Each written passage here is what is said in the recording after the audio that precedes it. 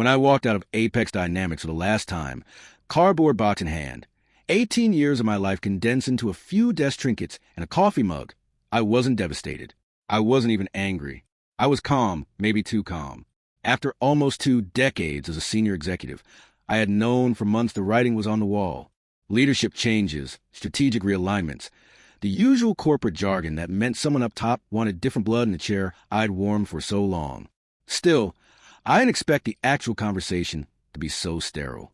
A 10-minute meeting, a forced smile, a limp handshake, and that was it. Madison was waiting at home when I arrived, her perfectly made-up face turning sharp the moment she saw the box. She didn't ask if I was okay. No concern, no warmth, just a cold flat. So what now? Like I'd tripped on the sidewalk or lost a tennis match. Not just been cut from a company I helped build. I hadn't even taken off my coat. I told her the truth. Technically, they're restructuring. I've been let go. Her eyes scanned me like I was a spreadsheet with missing cells. "You've got 2 weeks to figure something out," she said. "We can't just sit around." Not a hint of support. "No, we'll figure this out together." "No, you've earned a break." Just pressure. That's when I knew I wasn't going to tell her the whole truth. The truth was, Apex hadn't just shown me the door. They'd done it with a damn parade. $10.2 million in severance and vested stock.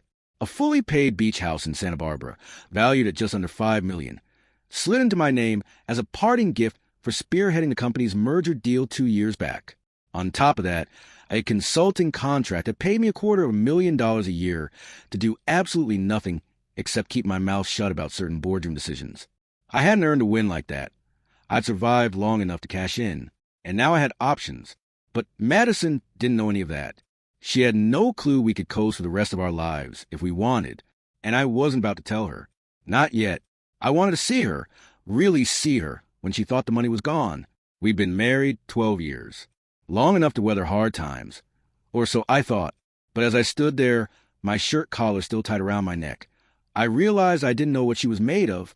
We built our life together on the foundation of my job, my hours, my travel, my sacrifices. She played the perfect wife in public, charming, composed, elegant. But privately, she never cared for what that job cost me. Late nights, health scares, missed birthdays. I remember once, 3 years ago, I collapsed from exhaustion and dehydration at the office. She visited the hospital, stayed for 20 minutes, and left because she had a dinner party to host. That's when the first crack in the illusion started. But I patched it, told myself it was a one-off. But now, with the financial safety net secretly mine alone, I felt a kind of morbid curiosity bubble up. Who was she without the executive husband? Without the security of my income? Was I just a provider in a tailored suit, a role she could swap out like furniture when it no longer fit the decor? That night, she didn't cook. She ordered in for herself and left me to scavenge. I didn't protest. I sat in the den with a drink, staring out the window, watching the city lights blink. Not out of sadness, but calculation. She walked past me twice and didn't ask how I was doing, not even a glance. I imagined telling her about the Santa Barbara house, about waking up every morning with an ocean view, barefoot on sun-warmed floors. But then I remembered her tone, too weak, like a deadline, like an ultimatum fine. Let her think we were broke. Let her show me who she really was when there were no boardrooms, no cocktail parties, no quarterly bonuses. I wasn't looking for revenge. I just wanted honesty, the kind that only comes when a mask drops. And nothing rips off a mask faster than the scent of financial ruin. The funny thing about red flags is how easy they are to ignore when you're comfortable. I used to believe Madison changed gradually, over time, like weathering on stone, subtle, slow, almost natural. But now, with the clarity that comes when everything falls apart, I realized the erosion wasn't slow at all. It was deliberate, calculated, and I saw it happen. I just didn't want to admit what it meant.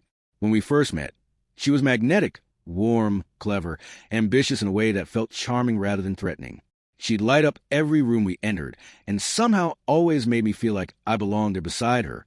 In those early years, I believed we were equals, partners. She encouraged me during my long nights at Apex, brought me takeout when I was too buried in quarterly reports to eat, left sticky notes with little hearts on my desk. Back then, she was just starting Velvet and Vine, her online boutique. I supported her without hesitation, invested capital, built her first website from scratch, handled her early logistics when her team was just her and a college intern. She thanked me like it mattered. Back then, it did, but success changed her. The first few milestones were subtle. Her emails grew shorter, more clipped. She stopped saying thank you. No big deal, I told myself. She was just busy. When the boutique crossed its first million in annual revenue, she started going to events solo. You'll be bored, she said. It's all fashion people and fluff. I didn't argue. She stopped waiting up for me when I worked late. No more calls during lunch. No more just thinking of you texts. I chalked it up to stress, to two careers pulling in different directions. But when she started introducing me at parties as Ryan, my husband, he works in tech, with that polished, dismissive smile that barely masked the condescension, it stung in a way I didn't know how to name. I remember one gal in particular. She was being honored by some startup incubator for female entrepreneurs. I stood next to her in a navy suit I hadn't worn in years, feeling like a background extra in my own life. When her name was announced and the applause rolled in, she turned to me briefly, not to share the moment, not to celebrate, but to adjust my tie. That was it. No kiss, no thank you, just a flick of her fingers, and then off to bask in the lights. I clapped along with everyone else, smile frozen, wondering when exactly I'd stopped being her partner and started being her prop. Over time, the emotional distance between us became geography. She traveled constantly, New York, Paris, L.A. She stopped telling me when she left, and only sometimes mentioned it after she got back. Our texts turned transactional. Grocery lists, contractor appointments. Nothing personal. Nothing real. At night, she'd sleep with her back to me, if she bothered coming home at all. We hadn't really touched, in months. I knew. Of course I knew. But I told myself all marriages had dry spells, that we were just tired, that things would return to normal. But normal never came. And now, standing there in our kitchen, laid off, with my world theoretically crashing down around me, she didn't even blink. No hug, no softness, just that clipped tone and her usual sterile efficiency. You've got 2 weeks like I was a tenant behind on rent like 18 years at Apex, and 12 years of marriage amounted to a deadline and a shrug. And in that moment, something inside me cracked, not from pain, but from clarity. I saw everything for what it truly was. She didn't love me. Not anymore. Maybe not ever. She loved stability. She loved the image of success. She loved what I represented.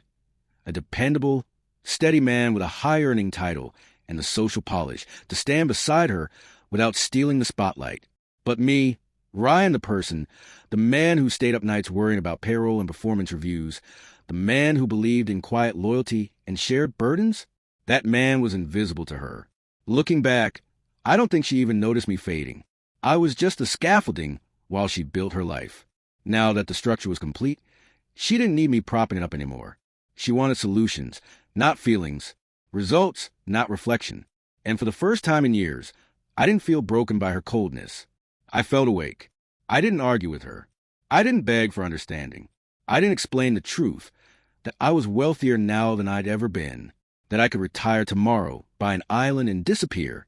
Instead, I just watched her walk away, phone in hand, already texting someone else. She didn't look back. And for the first time, neither did I. That night, after the silence had settled like dust across the house, she exploded. It wasn't a slow boil or a quiet sigh of frustration. It was an eruption. I was sitting in the living room, the TV muted, the glow of the screen flickering across the darkened walls, when Madison stormed in, heels clicking like gunshots on the hardwood floor. Her eyes were wild, her phone still in her hand, as if she'd just finished ranting to someone else and decided I needed to hear it too. You just threw away everything, she snapped, arms folded, voice sharp and cold. Do you even understand what you've done to our life? I didn't respond. I kept my gaze fixed on the screen, not out of defiance, but because I already knew what was coming. I'd spent the day letting her silence tell me everything I needed to know. Now her voice was confirming it. All these years I've been building Velvet and Vine, doing the real work of elevating us, and you what? You couldn't keep one job. Her laugh was hollow, bitter. 18 years, and this is how it ends? You just let them take it from you. She paced as she spoke, manic energy radiating from her every movement. Do you know how this looks? Do you know what people will say? That my husband couldn't cut it? That I'm carrying dead weight? My throat tightened, but I stayed quiet. She needed this moment more than I needed to argue. She needed to believe this tantrum was strength, that blaming me could protect her from the fact that her perfect world was built on someone else's foundation. "You're supposed to be the man in this relationship," she hissed. "You were supposed to protect what we had. And instead, you get laid off like some disposable intern." She looked at me then, her expression filled with contempt, not pain. I can't believe I tied myself to someone so weak. She wasn't angry because we might lose something. She was angry because I'd embarrassed her to the outside world. She was a success story, a self-made woman with a brand, a following, and a husband in tech who fit the narrative. Now, in her mind, I'd ruined the image that was what mattered to her, not the man who'd supported her through the late nights, the logistics, the unpaid bills in the early days. Not the one who sat in front of spreadsheets at 2 a.m. to make sure our taxes wouldn't eat us alive, no. All that vanished the moment my job title did. "You think your career mattered?" she said, practically spitting the words. It was my brand that built our name. My brand that got us into the circles we're in. No one gives a damn about another corporate executive. Ryan, you were wallpaper. Background noise. She said it with her arms crossed, chin high, like she was proud of how deeply she could cut. And in that moment, I didn't feel sad. I felt confirmation. Everything I suspected had taken root long ago. It was finally out in the open. I wasn't her partner. I was a prop, a tool. Still, I didn't say a word about the money, about the beach house, about the consulting contract. I let her believe I was broke, helpless, irrelevant. Let her think she'd finally won whatever invisible war she'd been fighting all these years. I stood up without a word and walked past her, not in retreat, but in quiet resolve.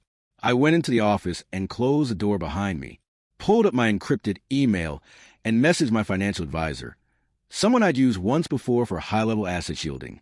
I told him we needed to prepare for full separation of assets under maximum discretion. No paper trails she could track. No shared accounts. I detailed every figure: severance, stocks, property, projected consulting income.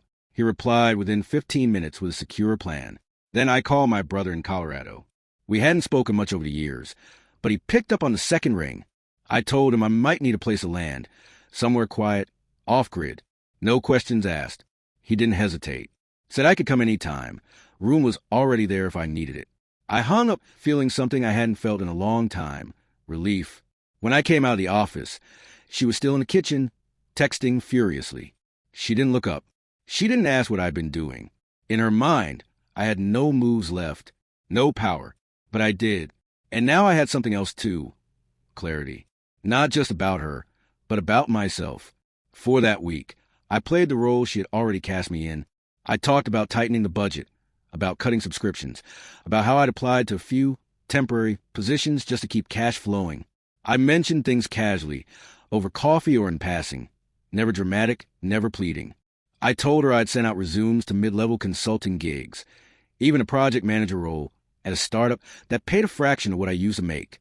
One night, I said I might take a short-term contract that involved manual inventory work, just until something better came along. I watched her face as I spoke, watched the irritation harden into something uglier. She didn't try to hide it. Not anymore. Her patience evaporated fast. By day 3, she stopped coming home for dinner. By day 4, she stopped coming home before midnight. When she did, she'd smell like expensive perfume that wasn't hers, and wine I knew she hadn't poured herself. Her phone never left her hand. The screen lit up constantly with names I didn't recognize, and she stopped pretending to angle it away from me. One evening, I walked past the guest room and heard her on the phone, voice low but sharp, laughing in that brittle way she used when she wanted to sound superior. "I carried him for years," she said, not knowing I was close enough to hear. Dead weight. I'm finally ready to cut it loose. She laughed again, louder this time, and whatever doubt remained inside me died right there. She stopped masking her contempt altogether. Comments that used to be subtle became blunt weapons. "I didn't sign up to support a man who can't provide," she said while scrolling through her phone. Another time, without even looking at me, she added, "I can't believe I ever thought you were ambitious." There was no anger in her voice anymore, just disgust, like I was something that had gone bad in the fridge, and she was annoyed she hadn't thrown it out sooner. I stayed calm, polite. Almost invisible, I cooked my own meals, did my own laundry, gave her no reaction, no argument, no reassurance the less I responded, the more reckless she became. By the end of the week, she barely spoke to me at all. She stayed out overnight twice and didn't bother offering excuses. She took calls in front of me and didn't lower her voice anymore, talking openly about plans, about new beginnings, about how freeing it felt to finally choose herself. I listened from the other room, every word locking into place, not with pain but with certainty. This wasn't stress. This wasn't fear. This was who she was when she thought there was nothing left to gain from me. On the seventh morning, I woke early out of habit and heard drawers sliding open downstairs.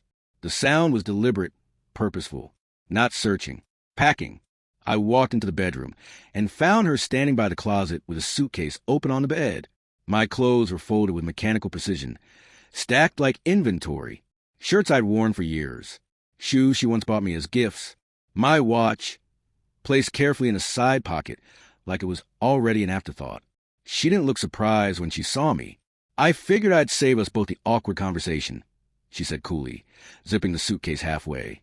This isn't working, and I'm not dragging this out. No apology, no emotion, just efficiency, like she was clearing out an office after someone got fired. I looked at the room, at the life we built, and felt nothing but distance. This was the moment, the final confirmation. She hadn't waited for me to fail. She'd been waiting for permission to leave. And now that she thought I had nothing left, she was more than happy to do it for me. The next morning, she didn't even wait for me to leave quietly. I was sitting at the kitchen table, drinking black coffee and checking a flight confirmation to Colorado on my phone when I heard the front door open and the unmistakable sound of a box hitting concrete. Then another. I stood, walked to the window, and there it was, my suitcase on the front lawn along with two moving boxes, flaps open, clothes spilling out onto the grass. A pair of my shoes bounced down the steps after her as she hurled them like trash. She didn't glance at me through the glass. She didn't have to. She knew I was watching. Then came the performance. She raised her voice, not in a scream, but loud enough for every neighbor within earshot to hear. You want to be a failure? Then go live like one. Maybe the homeless shelter will give you a cardboard box of your own. A few houses down, blinds shifted. A car slowed as it passed. She didn't care. She wanted the spectacle. She wanted me humiliated, stripped of the dignity she believed was tied to income and position. I stood still, hands at my sides, letting it happen. I didn't defend myself. I didn't plead. I didn't even speak. I just walked past her, out the door, stepping over my own things like they were nothing. And in that moment, for the first time in months, I smiled. Not outwardly, not for her, but inside, something settled, something sharpened. I packed what little was left of my things into the car and drove straight to the airport. My brother picked me up just after noon in Denver, gave me a tight nod when I slid into the passenger seat. We didn't say much. He wasn't the type to dig into details, and I wasn't in the mood to share them yet, but I appreciated his silence more than any speech by sundown. I was in his guest room, a duffel bag at the foot of the bed, my laptop open, already sending encrypted messages to the attorney I'd retained in Seattle a month before the man was a quiet assassin, an asset protection specialist with decades of experience and no tolerance for drama. He called me within the hour, and we spoke in calm, deliberate tones. I explained what had happened. He barely reacted. Good, he said when I told him. She threw my belongings onto the lawn. Let her keep showing the court who she really is. By midnight, the paperwork was underway. A clean filing, divorce on grounds of irreconcilable differences. No emotion, no theatrics. My official financial disclosure stated my net worth as just under $5,000, a modest checking account, and no significant assets, all structured legally through trusts and entities she couldn't trace. The severance was in a blind trust. The beach house held under an LLC registered out of state. The consulting contract funneled through a silent holding company. My lawyer reviewed it all again, just to be sure. Let her assume you walked away with nothing, he said. We'll give her exactly what she thinks she deserves. I hung up, closed the laptop, and looked around the quiet room. It wasn't home, not yet, but for the first time in years, I felt in control. She had shown me exactly who she was, and now I was finally free to act accordingly. The mediation room was colder than it needed to be, like everything inside it had been designed to strip away comfort. Madison walked in wearing confidence like it was designer. Sharp blazer, manicured posture, and that rehearsed half-smile she used in press interviews when pretending to be humble. She barely glanced at me before sitting across the table, legs crossed, hands folded like she was about to accept an award rather than finalize the end of a marriage. Her attorney, some smooth-talking vanity hire, gave her a nod, then placed a thin folder in front of mine as if it held something generous. The offer was $120,000. That was it. A flat settlement to end things cleanly, as she put it. As if I should be grateful to walk away with what amounted to a rounding error in the life we built together. She didn't even bother to hide her smugness. "It's more than fair," she said, her voice dripping with condescension. "I'm being generous, considering your situation." She used the word like it tasted sour in her mouth. She thought she was playing a broken man, one step from financial ruin. That illusion was the only thing keeping her so comfortable in her chair. My lawyer stayed calm, almost bored, flipping to the pages like he'd seen 1,000 lowball offers before lunch. Then he closed a folder, adjusted his glasses, and slid a different document across the table. "Here's our counter," he said without a flicker of emotion. "My client is prepared to forfeit any claim to Velvet and Vine, past, present, or future. In exchange, your client signs over full ownership of the shared residence." Madison blinked, confused for a second. "The house?" she said, laughing. "That place isn't worth $1 million. It's mortgage-free," my lawyer replied flatly. "Current valuation is approximately $940,000. The terms are simple. No further claims, no future entanglements. He signs off on the business. She signs over the deed. Clean split." I watched her hesitate for only a second. Then her ego did the math for her. In her mind, she was playing a desperate man, one willing to trade long-term equity in a profitable company for a house she probably already had plans to sell. "She couldn't sign fast enough, fine," she said, her voice smug again. "Let him keep the house. He'll need a place to cry when this all hits him." She signed with a flourish. Her lawyer smiled like they'd just outmaneuvered a fool. That's when mine pulled out a final document, slid it across the table, and spoke with the same clinical precision as before. "For the record, and for full legal transparency, we'd like to update the asset disclosure file." Madison's smile faltered. "What are you talking about?" she asked. My lawyer opened the new folder, and his tone didn't change, but his words cut like wire. "As of the date of separation, Mr. Caldwell holds assets totaling approximately $15.4 million, including vested stock options, a consulting contract, and real estate titles separately under private trusts." The silence was instant. Her face didn't shift at first. Then her lips parted, not to speak, but in confusion, as if she hadn't heard right. "That's not possible," she said quietly. "He's broke," he said. "I said nothing," I interrupted calmly. "You assumed." Her face drained of color. Her lawyer leaned forward, stammering something about hidden disclosures, but my lawyer was already prepared. "All assets are protected, fully disclosed in pre-filing reviews, held outside joint ownership, legally and ethically shielded prior to mediation. There is no breach." She looked at me like she was seeing a ghost. The arrogance was gone, replaced by something brittle and raw. In that moment, everything she'd gambled on, the house, the brand, her ego, collapsed into a single realization. She hadn't outplayed me. She'd given away nearly $1 million to a man she thought was desperate, all for the satisfaction of watching him squirm.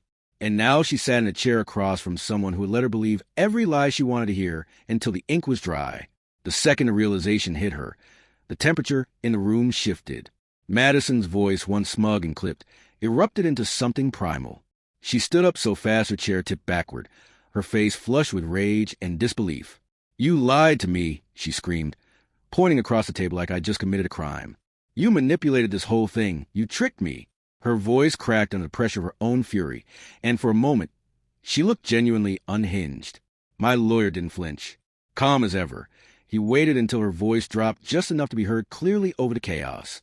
"Your client signed a binding mediation agreement," he said to her attorney, who was now wide-eyed and fumbling through papers, trying to find a loophole that didn't exist. She waived any claim to the residence in exchange for full control of her business. The document was reviewed and signed voluntarily. She didn't have all the facts, her lawyer argued weakly, his confidence unraveling as Madison paced behind him, muttering to herself and firing off accusations. She was misled. "She made assumptions," my attorney corrected, his tone clipped but firm. There was no misrepresentation. All assets were legally shielded and outside the scope of shared holdings. But if she wishes to contest, we welcome litigation. Discovery will include her phone records, all correspondence, financial statements, and witness testimony. Madison froze. She knew what was in those messages. The texts she sent mocking me to her friends. The voicemails where she called me pathetic. The phone calls she made in our home, on speaker, while discussing how she'd cut me loose like old baggage, And then there were the public outbursts at the cafe, at the gym, even outside the house the day she threw my belongings onto the lawn. All of it had been documented. Witnesses, video, digital proof. When the court proceedings began weeks later, she arrived looking polished and poised, but under the surface, she was fraying. Her strategy was clear: play the abandoned, deceived spouse. But the evidence was too heavy. Every message, every cruel word, every bitter voicemail played like a soundtrack of entitlement and contempt. She called me worthless, a financial leech, she laughed about trading up. She told one friend in writing that she was glad to finally dump the loser. The judge, a no-nonsense woman with a long memory and a short temper for theatrics, reviewed everything methodically. Madison's legal team tried to pivot, painting her as someone emotionally manipulated, but the facts dismantled every claim. My assets, while acquired during the marriage, had been secured through personal performance contracts and placed in legal structures long before separation. But more importantly, her own behavior eroded any goodwill she might have hoped to preserve. The ruling was surgical. She would retain Velvet and Vine in full, something I had never contested, but she would not receive a single percentage of my consulting income, my trusts, or the beach house in Santa Barbara. The home she had so eagerly signed over during mediation was now mine entirely, and despite her efforts to overturn that agreement, the court upheld it without hesitation. What she did get was her half of the liquid assets, a cut of what was accessible after taxes and legal fees. But that number, while large on paper, came with a bitter taste of everything else she lost in the process. She stormed out courtroom before the judge had even left the bench, tears streaking her foundation, cursing under her breath as she shoved open the doors and disappeared into the hallway. Her empire remained intact, but her throne was gone. She had her company, but not the lifestyle. No sprawling home, no ocean view, no fallback plan. All that remained was her, alone with the brand she once thought made her untouchable. And I didn't feel victorious. I felt free. The first morning I woke up in the beach house, the light spilling across the floor in wide gold sheets, I felt something I hadn't felt in years: peace. Not relief, not victory, not even happiness. Just stillness. The kind that doesn't demand anything of you. I stood barefoot in the kitchen, a mug of coffee in my hand, listening to the waves roll in just yards from the deck, and for the first time in as long as I could remember, no one needed anything from me. No emails, no pressure, no eyes judging whether I was useful enough. I was simply allowed to exist. The consulting contract required nothing but my silence, and it paid more in a quarter than most people made in a year. My investments had grown steadily, the stock options I protected quietly compounding every week while I cooked my own meals, walked along the sand, and slept better than I had in a decade. I didn't feel rushed to move on or start over. I didn't need to chase anything. I didn't need to prove anything. My life had shrunk down to things that mattered: quiet, time, autonomy, and I guarded them fiercely. A few months in, I launched something I'd only ever dreamed about in passing: a nonprofit focused on helping men trapped in toxic relationships. Not the kind that leaves bruises you can see, but the kind that quietly rots your sense of worth, your peace, your identity. We offered legal resources, support groups, financial planning, and, most importantly, a place to speak without being dismissed. It felt right, not flashy, not profitable, but necessary. And for once, what I did with my time wasn't about corporate performance or someone else's reputation. It was mine. I met Lily at a community cleanup event on the shoreline. She was in waders, knee-deep in seawater, pulling up tangled plastic with sunburned shoulders and a crooked smile. She didn't ask what I did for a living, didn't blink when I told her I used to be in tech, but was now just figuring things out. She laughed easily, listened without interrupting, and somehow made silence between us feel like a conversation. We had lunch sitting on a cooler, legs coated in sand, and she'd talk about ocean acidity and sea turtles with a kind of wonder that made me forget the noise of everything else. It wasn't love at first sight. It was better. It was real. She didn't care about the square footage of my home or the value they are on the walls. She didn't ask about stocks or settlements or what kind of car I drove. And because of that, I never had to pretend. I could show up as I was: no armor, no mask, no pressure to perform. Just a man who had been broken and rebuilt and was finally strong enough to be gentle again. Madison, meanwhile, kept expanding Velvet and Vine. New product lines, bigger events, louder campaigns. Her Instagram was a catalog of yachts, stage brunches, and luxury retreats. But those who stayed in touch with people we once knew told a different story. Burnout, debt, quiet panic behind the curated perfection. She kept the brand but lost the narrative. The people closest to her said she looked tired, hollow, like she was always on the verge of unraveling. But I didn't feel vindicated. I didn't feel angry. I felt nothing. Not indifference born from bitterness, but from healing. There was no space in my life now for resentment. What she did, what we were, was a chapter closed. A version of me I no longer had to carry her betrayal, as painful as it was, had torn open a part of my life that needed to be aired out. She didn't break me. She revealed me, and in doing so, gave me the kind of freedom I'd never thought to ask for. I was no longer someone's provider, someone's background, someone's accessory. I was my own. Free, steady, and finally at peace.